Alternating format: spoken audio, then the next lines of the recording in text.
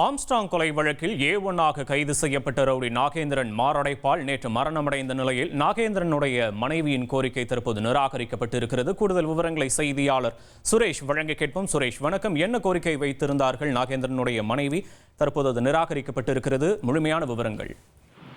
வணக்கம். ஆம்ஸ்ட்ராங் கொலை வழக்கில் முதல் எதிரியாக கைது செய்யப்பட்டிருந்த நாகேந்திரன் ஏற்கனவே ஒரு வழக்கில் ஆயுள் தண்டனை கைதியாக சிறையில் அடைக்கப்பட்டிருந்தார்.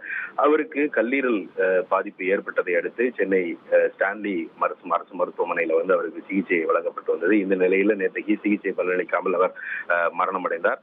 இந்த சூழலில் நாகேந்திரனுடைய மரணத்தில் சந்தேகம் இருப்பதால் தங்கள் தரப்பு மருத்துவரை வைத்து பிரேத பரிசோதனை செய்ய அனுமதிக்க வேண்டும் என்று அவருடைய மனைவி தரப்புல சென்னை உயர்நீதிமன்றத்தில் நீதிபதி சதீஷ்குமார் முன்பு முறையீடு செய்யப்பட்டது.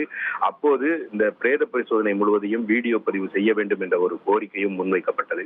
இதை கேட்ட நீதிபதி சதீஷ்குமார் உடலை அவர்கள் தரப்பு மருத்துவரை வைத்து பிரேத பரிசோதனை செய்ய அனுமதிக்க முடியாது என்று தெரிவித்ததுடன் அதற்கென நிபுணத்துவம் வாய்ந்த மருத்துவர்கள் இருக்கிறார்கள், அவர்கள் பிரேத பரிசோதனை செய்வார்கள் என்றும் தெரிவித்திருந்தார். இருந்த போதிலும் கூட இது சம்பந்தமாக தாக்கல் செய்யப்படக்கூடிய மனுவை பிற்பகல் 1 மணிக்கு விசாரணைக்கு எடுத்துக் கொள்வதாகவும் நீதிபதி சதீஷ்குமார் அறிவித்திருக்கிறார்.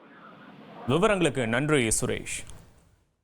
1,23,00,000 மனங்களை வென்ற தந்தி டிவி யூடியூப் சேனல். தவிர்க்க முடியாத தம்ப்நெயில்ஸ், கலக்கலான கான்டென்ட்ஸ். நீங்களும் இந்த குடும்பத்தில் இணைய இப்பவே சப்ஸ்கிரைப் பண்ணுங்க. அசுரபலம் கொண்ட எங்கள் டிஜிட்டல் கரங்களில் உங்கள் விளம்பரங்களை சேர்க்க வாட்ஸ்அப் பண்ணுங்க. 8939888838. Email advtthanditv@dttv.in.